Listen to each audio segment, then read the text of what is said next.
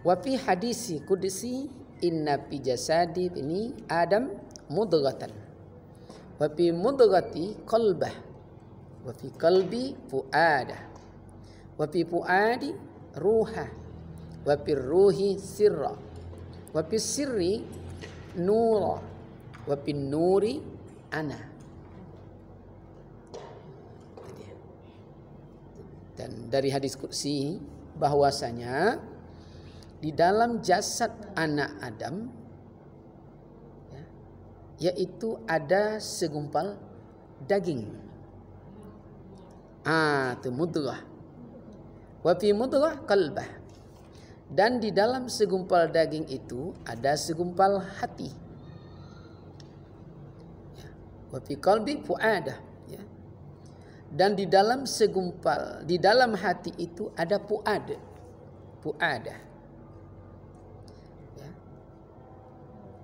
Wa fi fuadi ruha.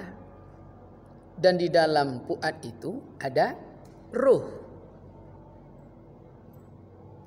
Wa fi ruh sirrah. Dan di dalam ruh itu ada sir. Ya. Wa fi sirri nura. Dan di dalam sir itu ada nur. Nur lu datang leh. Itu ya. Wa fin nur ana. Dan di dalam sir itu ada nur, dan di dalam nur itu diriku. Ya, di dalam nur itu diriku. Makanya nanti di pemahaman umum apabila baik seluruh, apabila jelek dia. Kenapa? Di situ adalah wa fin nur ana. Saya. Siapa saya itu? Di halaman 7. Kan gitu dia. Di halaman 7 dapat saya itu siapa? Jangan lupa itu ya halaman 7-nya. Ya, di halaman 6 dalam hadis qudsi itu al-qalbu kamisli marrati nazara fihi tajalli rabbah. Kan gitu dia. Halaman 6 hadis itu. Di dalam hati manusia itu perumpamaan haramain. Maka apabila dilihat di dalamnya, ditilik di dalamnya, maka kelihatanlah ia. Siapa? Akan Rabbnya. Daripada rahasianya, dari rupa kita yang batin, itulah yang aku Allah. Rupa daripada rahasianya. Rupa daripada rahasia, itulah yang bernama ana. Itu dia, ana. Itu dia. Maka dibuat di situ tadi wa fin nur ana. Itulah yang bernama Rabbani. Rahasia kita. Siapa dia? Yang maha menguasai kita, yang maha memelihara kita. Kalau untuk sekalian alam namanya Rabbil Alamin. Untuk ke diri namanya Rabbani, yang menguasai. Maka Nabi berucap, demi ruh, demi zat yang menguasai jiwaku dalam genggamannya. Itu dia. Sering kita dengar hadis itu ya. Nabi berucap, demi zat yang menguasai jiwaku dalam genggamannya. Itulah Rabbani. Jadi itulah yang zahir. Yang batin itu. Mana yang zahir? Sekarang dia mau minum. Kan dia yang zahir. Inilah bertemu gaib dengan gaib. Tidak ada hubungannya dah tangannya dah. Tidak ada hubungannya dah bibirnya dah. Gigi. Kembali ke rasa. Rasa haus bertemu dengan selesai. Antara Rabbi. Aku sembah Allah dengan Allah. Aduh kita ragu. Ragu lain tak ada katanya. Ragu lain tak ada. Kata Bu Zuraidah ya, Bu Ajah Zuraidah kan tak ragu dah. Jadi memang itu dipelihara. Ya. Jadi yang kalau itu tidak baik, ya nampaklah mempengaruhi casing. Makanya babulu hati dia nengok si anu tu. Tu nampak ni wajah tu tak? Contoh pula bentuk wajah tu. Makanya ada candaan, kenapa hati itu di dalam? Kenapa tidak di luar? Sedangkan di dalam saja bisa mempengaruhi tubuh yang kasar ini. Apalagi kalau sempat dia di luar. Contoh hantu dia nengok, contoh apa matanya tu? Dipengaruhinya, Bu. Ulangin lagi tadi dalam ini apa? Hadis kursi ya. Iya, diskusi benar. Dalam jasad Iya. Adam. Mudghah. Dalam jasad Adam itu, Oh, dalam jasad. inna fi jasadi ni Adam.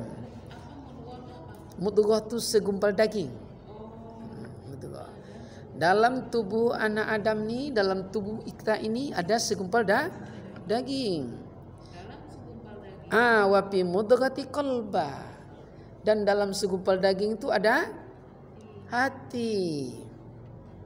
Wa fi qalbi puada.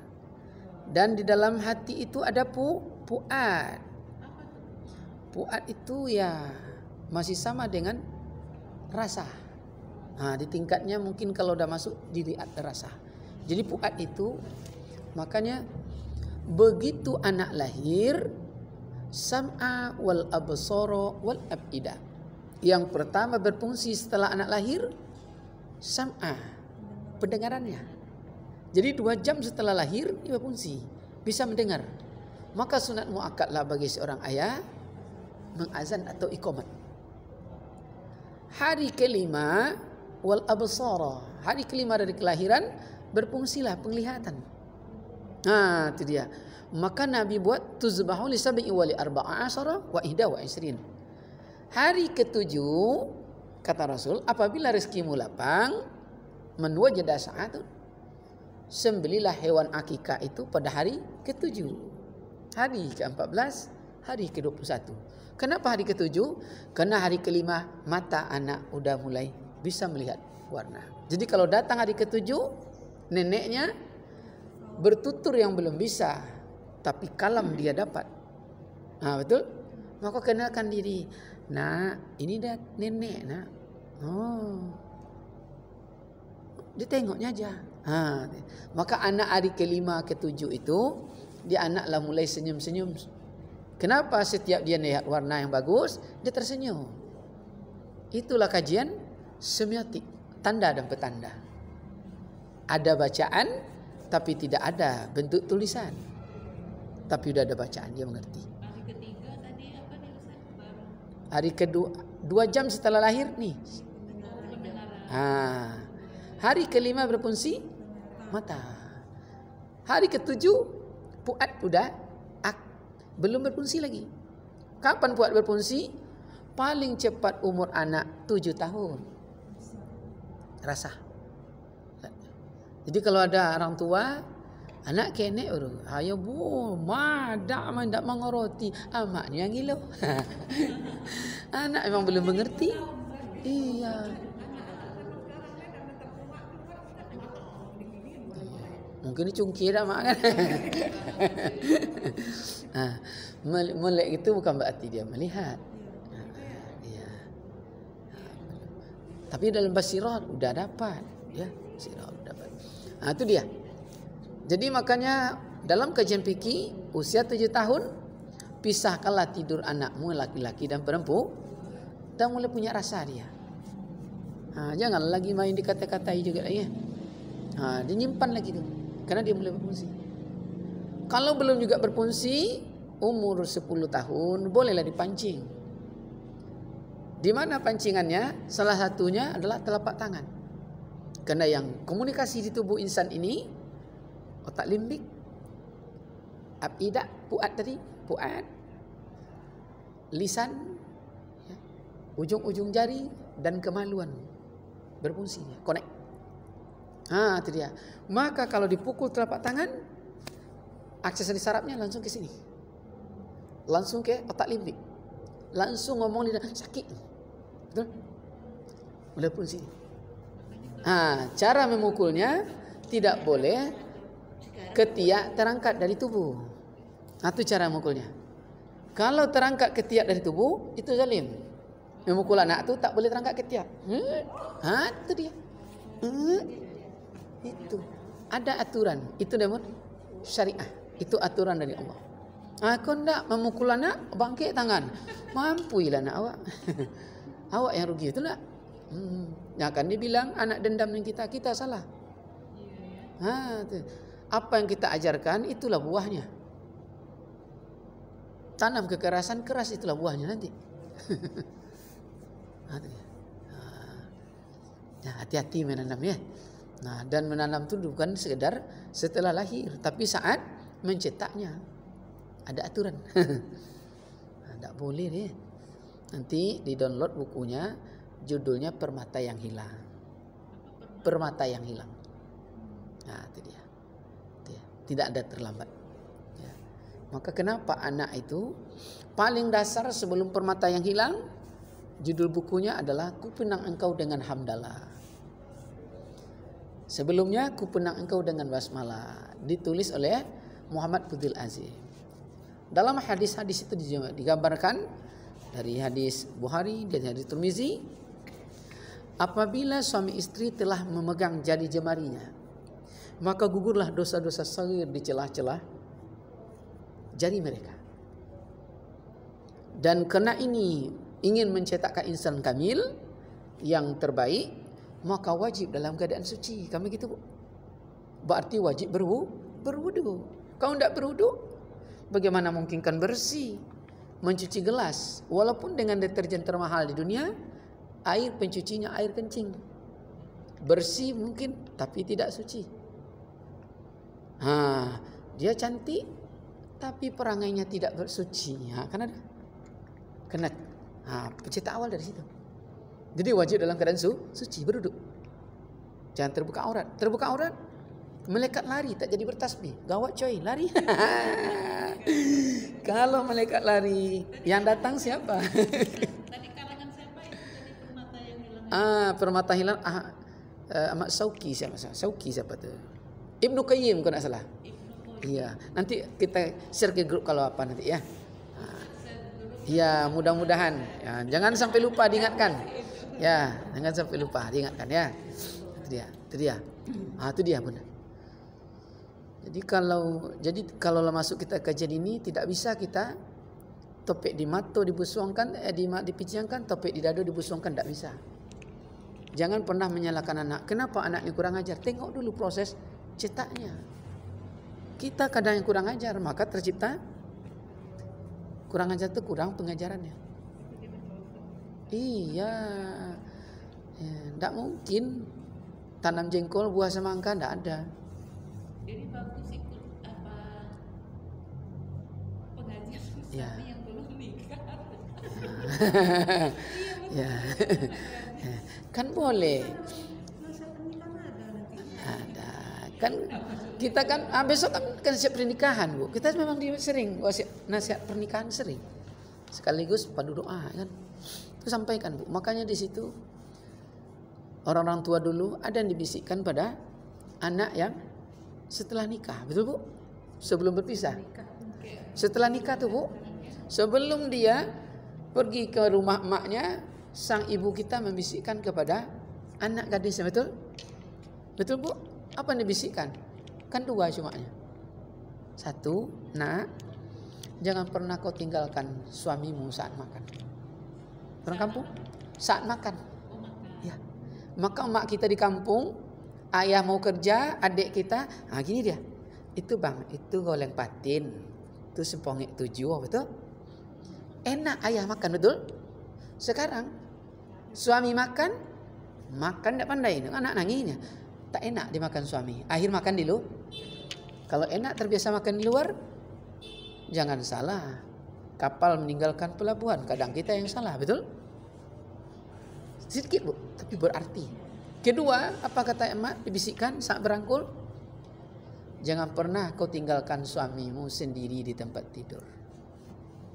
Maka dalam tulis Fudhil Azim, seorang istri tidak akan pernah berangkat ke tempat tidur kecuali dalam keadaan siap sempurna. Disitulah menggunakan yang disebut tabarrus. Berdandanlah, pakailah wangian tu. Jumat malam pakailah hiblora tu.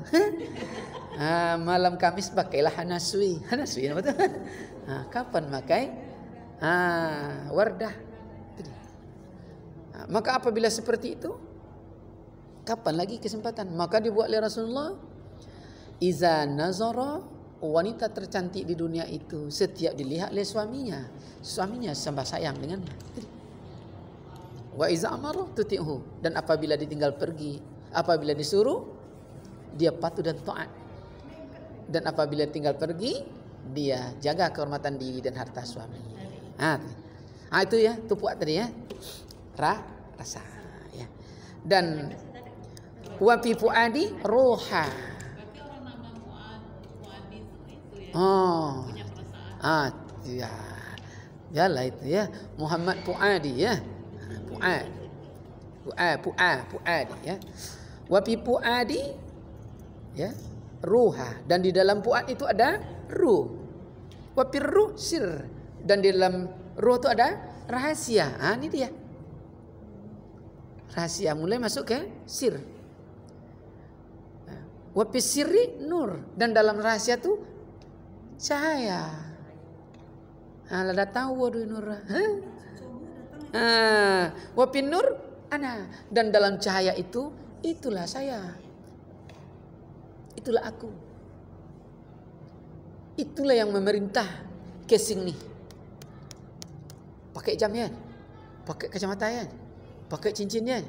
Sekarang jangan pakai bedak. Dulu bedak dupa ya Bunda. Pipa. Bedak pipa. Kau dupa situ. Bedak pipa pakai gencu Itu Bu. Ini enggak pakai gencu le. Itulah. Tak ada gencu, makanlah sirih ya. Itulah. Nah, itu dia. Nah, di sini di dalam ruh itu sir, di dalam sir itu nur, di dalam nur itu diriku. Hadis wa fi zalik an-nur ya. Situ dibuat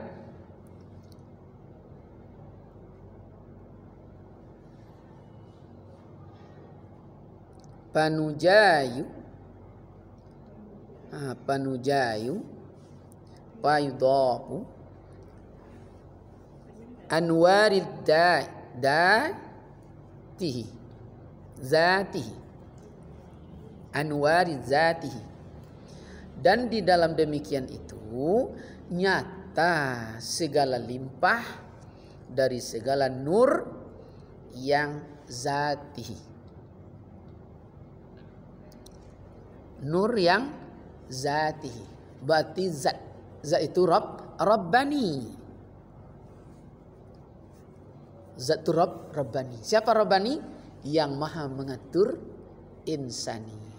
Tidak pernahlah berpisah bayang-bayang dengan yang punya benda. Jadi pemahaman yang disebut penyatuan diri insani dengan Rabbani, dia memang tidak pernah berpisah. Dua tapi satu, satu adalah dua. Siapa yang bisa memisahkan? Ibu bercermin, wajah ibu dicermin dengan ibu. Lebih bisa dipisahkan? Awak berkaca siko, wajahnya di situ nampak. Tidak mungkin di dinding. Tidak berpisah dengan bayang-bayang dengan yang punya bayang. Ada yang ragu?